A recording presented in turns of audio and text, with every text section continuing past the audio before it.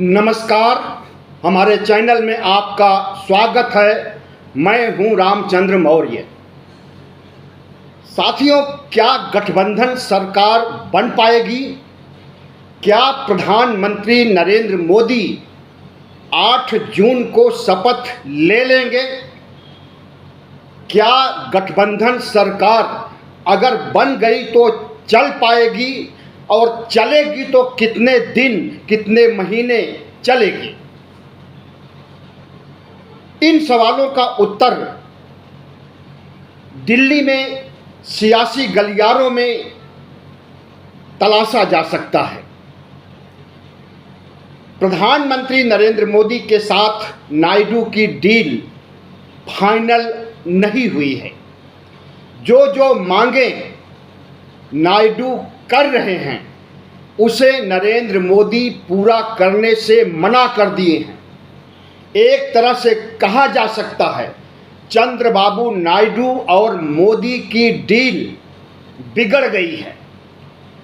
Deal नहीं हो रही है और लगता है कि दोनों तरफ से तलवारें भी खिंच गई हैं। जेपी नड्डा के घर एक बड़ी बैठक हो रही है भारतीय जनता पार्टी की, जिसमें भारतीय जनता पार्टी के बड़े कद्दावर नेता, चाहे वो BL संतोष हों, अमित शाह हों, जेपी नड्डा हों, राजनाथ सिंह हों, सभी बड़े नेता बैठ करके विचार कर रहे हैं कि शपथ ग्रहण समारोह किया जाए, नायडू और नीतीश की बार्गेनिंग को स्वीकार कर लिया जाए, सौदेबाजी को फाइनल कर दिया जाए, या फिर सरकार बनाने से इनकार कर दिया जाए, समर्थन लेने से इनकार कर दिया जाए। बात बहुत दूर तक पहुंच चुकी है और नायडू ने तो यहाँ तक कह दिया है कि आप सरकार बनाइए, हम बाहर से समर्थन करेंगे। प्रधानमंत्री नरेंद्र मोदी और चंद्रबाबू नायडू के बीच जब आज बैठक हुई, तो चंद्रबाबू के द्वारा की गई मांगों की फेहरिस्त बहुत बड़ी थी, जिसे मानने से प्रधानमंत्री नरेंद्र मोदी ने इनकार कर दिया और फिर शपथ ग्रहण समारोह के ऊपर संकट के बादल मंडराने लगे। चंद्रबाबू नायडू ने क्या मांग किया, हम आपको बताते हैं। सबसे पहले तो चंद्रबाबू नायडू ने प्रधानमंत्री नरेंद्र मोदी से मिलने से पहले तमिलनाडु के मुख्यमंत्री स्टालिन से मिलते हैं, और जो कि वो इंडिया गठबंधन के नेता हैं, इंडिया गठबंधन के घटक दल हैं स्टालिन, जिनकी DMK पार्टी है। उनसे मिलने पर क्या डील हुई है, इंडिया गठबंधन के साथ क्या रिश्ते चल रहे हैं, अभी भी नायडू के इस बात का खुलासा न तो स्टालिन ने किया और न नायडू ने किया। लेकिन कयास लगाया जा रहा है कि स्टालिन के जरिए इंडिया गठबंधन से जुड़े हुए हैं चंद्रबाबू नायडू, और किसी भी समय पाला बदल करके इंडिया गठबंधन के पाले में आ सकते हैं। मंत्रालय को लेकर के बड़ी मांग रखी चंद्रबाबू नायडू ने प्रधानमंत्री नरेंद्र मोदी के सामने, और कहा कि हर 3 सांसद पर एक केंद्रीय मंत्रालय दिया जाए हमें। इस तरह से कुल 4 मंत्रालयों पर उन्होंने अपना एजेंडा थोप दिया नरेंद्र मोदी के ऊपर कि हमारे 4 कैबिनेट मंत्री होने चाहिए, जिसमें से वित्त, रेल, गृह आदि विभागों की मांग किया चंद्रबाबू नायडू ने। इसमें सबसे महत्वपूर्ण वित्त मंत्रालय है, जिसके अंतर्गत ED आता है, इन्फॉर्मेंस डायरेक्टरेट आता है, और इसी ईडी ने कितना आतंक मचाया है पूरे देश में, और उसे एक राजनीतिक हथियार के रूप में किस तरह से नरेंद्र मोदी ने इस्तेमाल किया, और ईडी के माध्यम से कितने नेताओं को, चाहे वो कांग्रेस के हों या अन्य पार्टियों के हों, अपनी पार्टी में शामिल करके भ्रष्टाचारी नेताओं को वॉशिंग मशीन से साफ करके उन्हें चुनाव लड़वाया, जिसमें से कई हार भी गए हैं।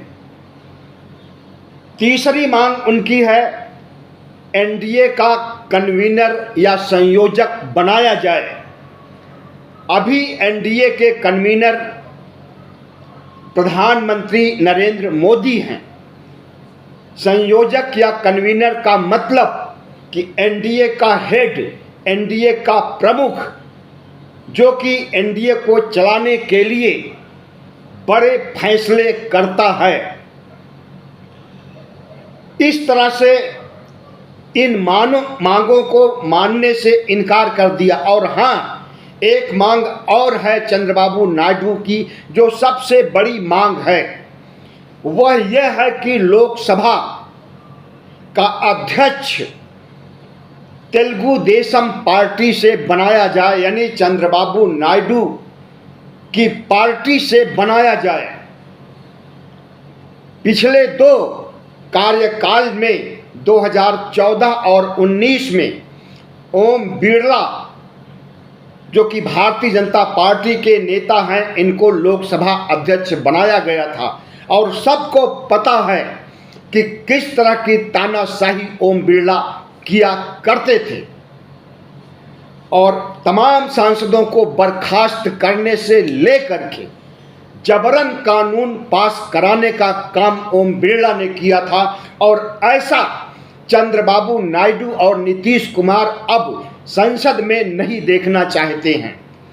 इसके लिए तेलुगु देशम पार्टी ने अपने अध्यक्ष की मांग की है, और इन सभी मांगों से प्रधानमंत्री नरेंद्र मोदी इतना आहत हुए कि उन्होंने निगेटिव रिस्पांस की बात कही, और उसके बाद कहा कि हम पार्टी में विचार विमर्श करके आपको सूचना देंगे। उसके बाद नायडू ने कहा कि ठीक है, हम एनडीए गठबंधन में हैं और अभी भी हैं, लेकिन हम बाहर से समर्थन करेंगे, सरकार के अंदर नहीं आएंगे।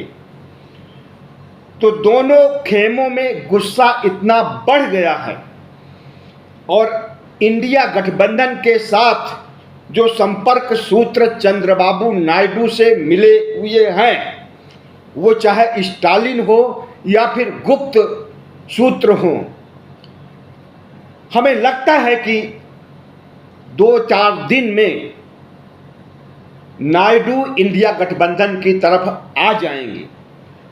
बार्गेनिंग करके नरेंद्र मोदी को झुकाना चाहते हैं, अपनी बातें मंगवाना चाहते हैं, और नहीं मानेंगे तो वह इंडिया गठबंधन की ओर रुख करेंगे। कमोबेश यही नजरिया जनता दल यू का भी है, नीतीश कुमार का भी है। नीतीश कुमार ने भी विशेष राज्य का दर्जा बिहार का मांगा है, और आज से नहीं, लंबे अरसे से मांगते आ रहे हैं। और हाँ, एक बात और, चंद्रबाबू नायडू ने भी आंध्र प्रदेश को विशेष राज्य का दर्जा मांगा है, जिसे देने से प्रधानमंत्री ने इनकार कर दिया है। आपको मालूम होना चाहिए कि एनडीए का हिस्सा चंद्रबाबू नायडू पहले थे, लेकिन आंध्र प्रदेश को विशेष राज्य का दर्जा देने के मामले पर उन्होंने एनडीए को छोड़ दिया था।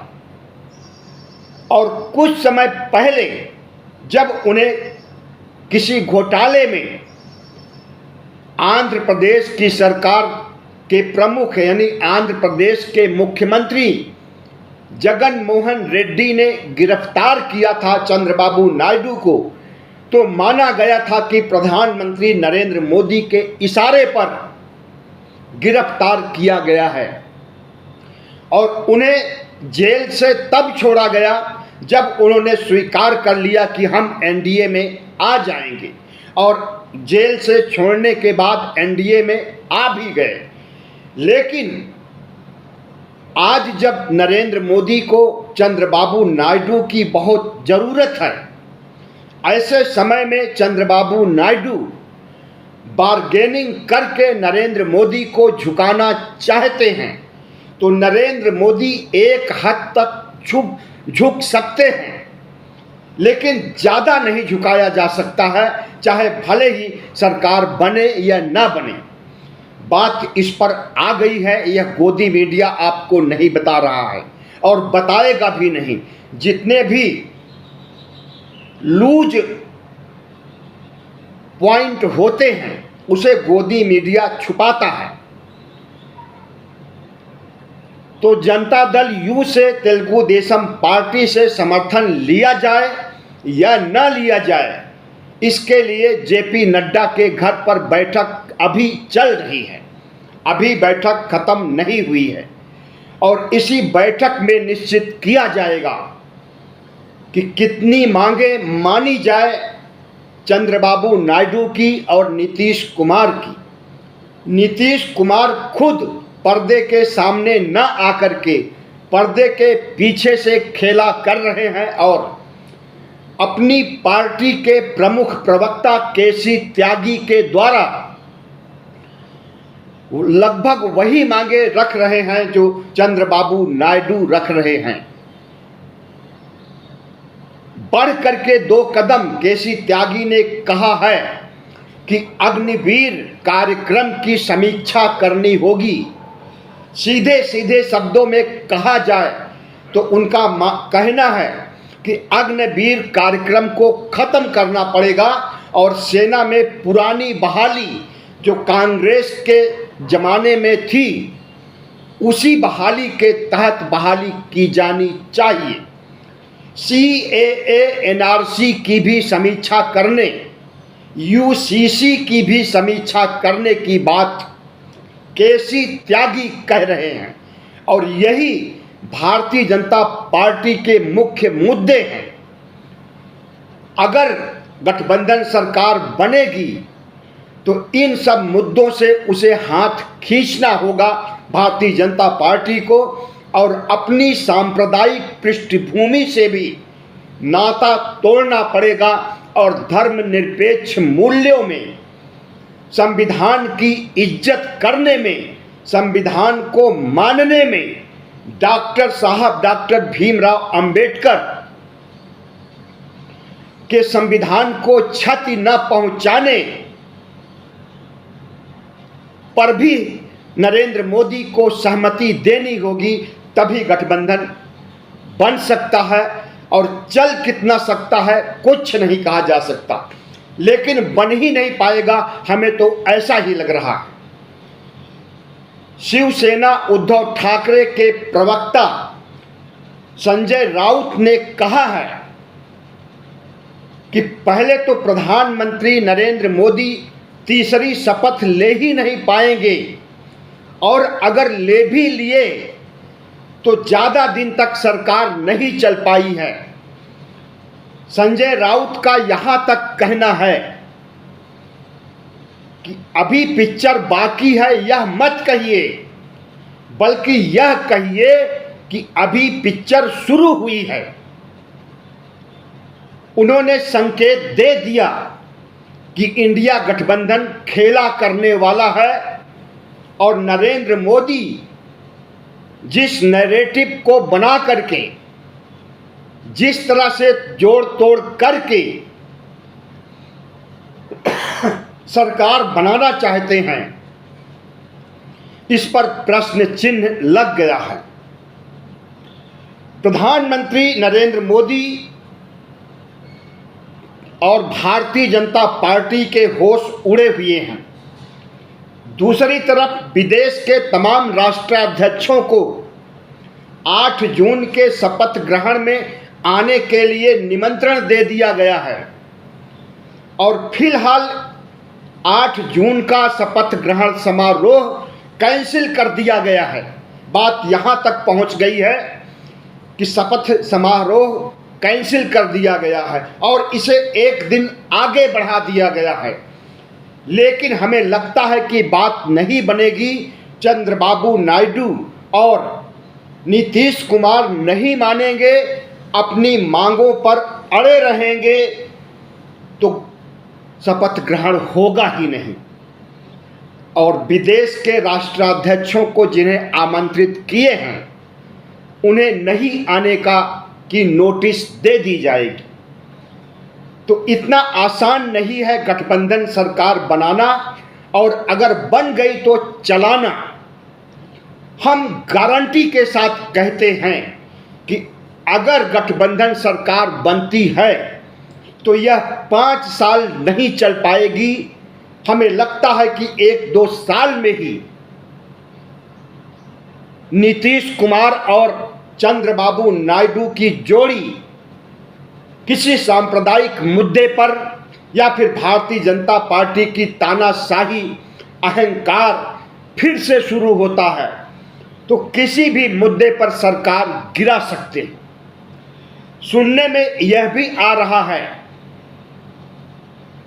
कि अमित शाह जनता दल यू के 12 सांसद जो जीत करके आए हैं उन्हें खरीदने की, उन्हें तोड़ने के लिए ऑपरेशन लोटस चला रहे हैं।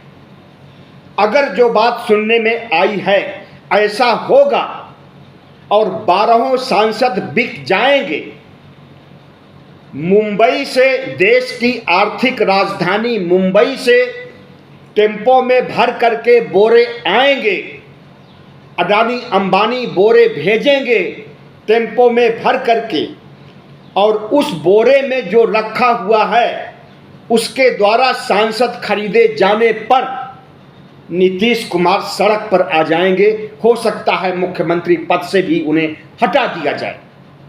और इसी तरह का खेला करने का काम चंद्रबाबू नायडू के 16 सांसदों को भी खरीदने की बात सुनने में आ रही है कि 16 सांसदों को खरीद लीजिए, बार्गेनिंग से बच जाइएगा, सरकार गिरने से बच जाएगी और सरकार फिर 5 साल चलेगी।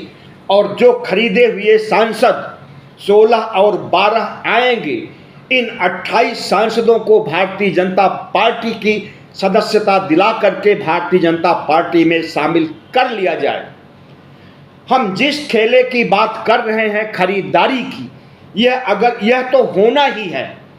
अगर आज नहीं हो रहा है तो कल होगा, कल नहीं तो परसों होगा, परसों नहीं तो 6 महीने के अंदर जरूर होगा। और अमित शाह, नरेंद्र मोदी चाहेंगे कि अपना संख्या बल बढ़ाने के लिए जनता दल यू, तेलुगु देशम पार्टी और कांग्रेस पार्टी को तोड़ करके, उनके सांसदों को खरीद करके अपना संख्या बल 272 के ऊपर ले जाएं। भारतीय जनता पार्टी की यही रणनीति है और उसकी इस रणनीति को चंद्रबाबू नायडू और